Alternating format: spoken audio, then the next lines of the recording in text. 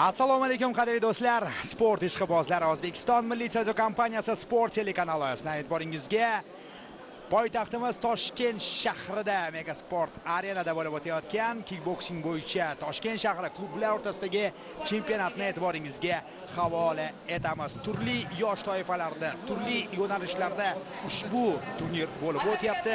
Qiziqarli janglar albatta odatdagidek kickboksing olamida sizu bizni kutmoqda. Yosh toifasini aytib o'tadigan bo'lsak, 9 yoshgacha kichik o'smirlar desak ham bo'laveradi. Kick light yo'nalishi bu yo'nalish haqida hozir alohida aytib o'taman. 27 kilogramgacha bo'lgan vazn toifasida sportchilar hozir jangga chiqishgan. Demak, Oybek Sultonov qizil kiyimda, qizil burchakda jang olib boradi. Uning raqibi Mirodil Mirzoitov. Har ikkalasi bir klubdan, Ahmedov klubi vakillari o'ziga xos tarzda boshlashmoqda. Qarang, yosh bo'lishiga qaramasdan xatti-harakatlar alohida professionalizmga ega. Mumkin. Birinchi holatda endi kick light yo'nalishi full kontakt yo'nalishiga biroz yaqinroq. Full kontakt bilan low kick yo'nalishi. Faqatgina kick light bilan light yumshoqroq og'ir zarba yo'llash mumkin emas bu yo'nalishda. Bu yo'nalishda ko'proq ochkolar, ko'proq o'sha go'zallik, har bir zarbalarni aniq ijro etish va aniqlik muhim ahamiyatga ega. Mana bu yerda ikki zarba yo'llashga muvaffaq bo'lmoqda Mirodil Mirzoitov. Endi ikkala sportchi ham bir-birini juda yaxshi bilishadi. Mirzoitov ham, Sultonov ham. Bularni inobatga oladigan bo'lsak, bir-biri qanday yo'sinda jang olib borishni ham bilishadi. Biroz bo'ydaroq, biroz balandroq Mirzoitov ushbu jangda va hozirgi pallada birinchi raund yakuniga yetmaydi. Shu tenglik, endi hisob-kitob burchakdan ketadi. Munisa Qoraboyeva referi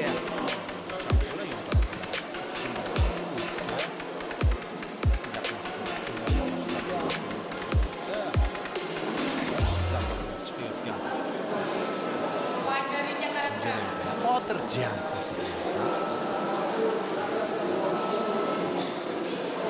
Qoraboyeva ikkinchi raund boshlanish arafasida kichik bolakaylar, kichik yoshlar va ularning dastlabki qadamlari mana shu sport. Ochiq 9 yoshgacha bo'lgan sportchilar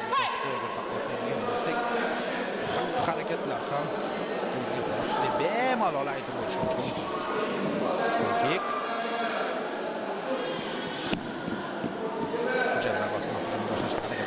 Sultonov yaqin masofaga kirishgan chog'ida biroz ishlab qalaqilyapti.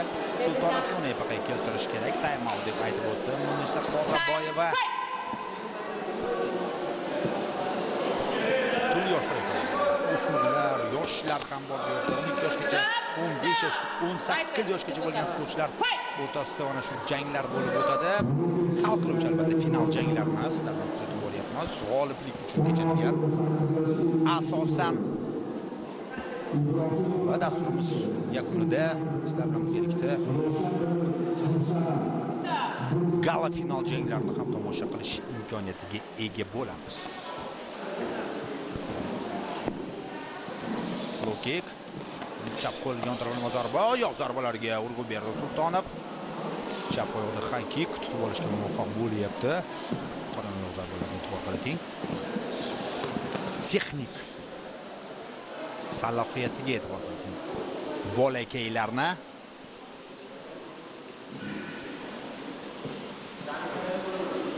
ring bo'ylab harakatlanish ham juda muhim ahamiyatga ega. O'ng qo'l to'g'ridan zarba, ortidan high kick, ya'ni tutib olishga harakat qilyapti. Raqibni o'ziga chorlagan holda front kick, o'ng qo'l to'g'ridan yo'llangan zarba, clinch. Boshni past tegish mumkin emasligini uqtirdi Munisa Qoraboyeva. Ikkinchi raund ham yakuniga yetmoqda.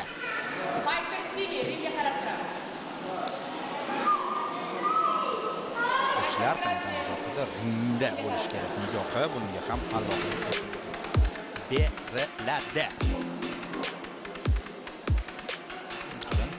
O'ng qo'l zarbadan so'ng darhol chap oyoqda high kick, klassik uslub albatta. Kombinatsiya 9 yashar bolada mana shu kombinatsiya mukammal yo'lga qo'yilganligining o'zi qo'yib qolmasdan rajimizga. Va nigohlarga e'tibor qiladi. Endi sport bilan shug'ullangan insonlar yaxshi bilishadi, mana shu yoshda juda katta hayajon bo'ladi. Hayajon. Ya'ni rasmiy turnir, muxlislar, telekameralar barchasi qaratilganda o'zimizni bolaligimizni ham eslaymiz. Bular esa hozir hayajondan asar ham yo'q. Albatta turnirning so'nggi qismi final baribir, ha. O'ng qo'l yon taraflama zarba.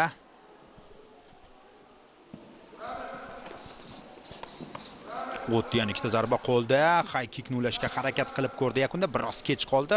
Sultonov ortga chekinishga muvaffaq bo'ldi. Masofani qisqartirib hozir kombinatsiya low kick bilan javob qaytarilmoqda. Yana ikkilik zarbasi. Qo'l zarbalari yaxshi ishlayapti Mirzoyetovda. Qo'l zarbalarini yaxshi amalga oshirmoqda. Bu yerda Sultonov kirib bordi. Ikkilik zarbasi bilan endi finalga bejizga chiqishmagan ko'rinib turibdi ikkala sportchi ham. Ring bo'ylab harakatlanishi, jang olib borishi, qo'l oyoq zarbalarining uyg'unligi, kombinatsiyalar barchasi maromiga yetkazilgan. Va mana bu yerda kirib bordi ajoyib tarzda Mirzoyetov. Mirodil kombinatsiyani yakuniga yetkazdi.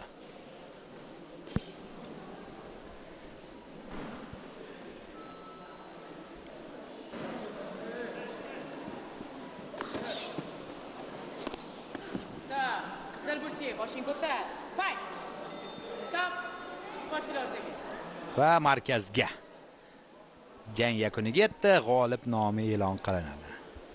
Bunday bolakaylar janglarni saqlashda ana shu g'olib nomi e'lon qilinayotgan payt biroz hayajonli bo'ladi.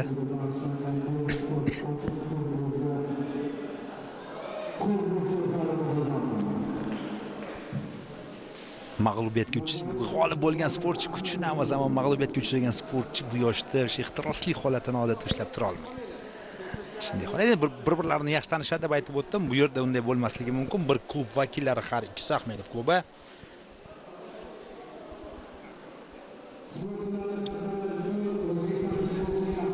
Mana shunday jarayon.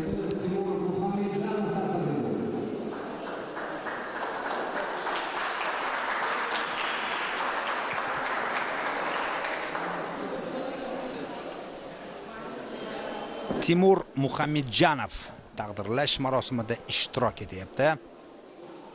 Timur Muhammadjanovni ortiqcha taraflab o'tirishga umuman hojat yo'q. O'zbek kickboksing afsonasi.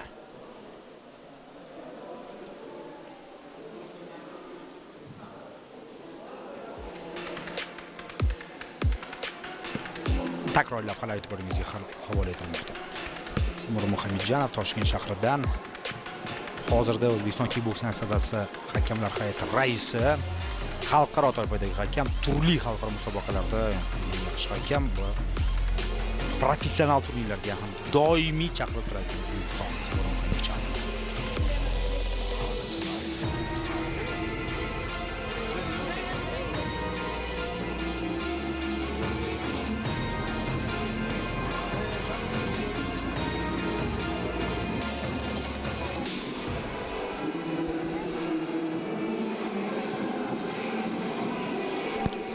Navbatdagi jang boshlanmoqda.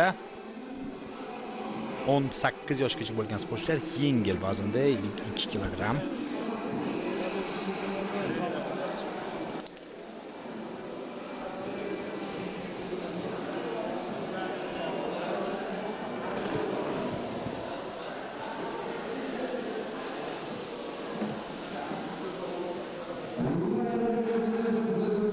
Xadicha qizlar o'rtasida Xadicha Ibrohimova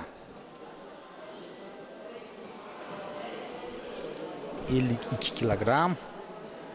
Kick light yo'nalishi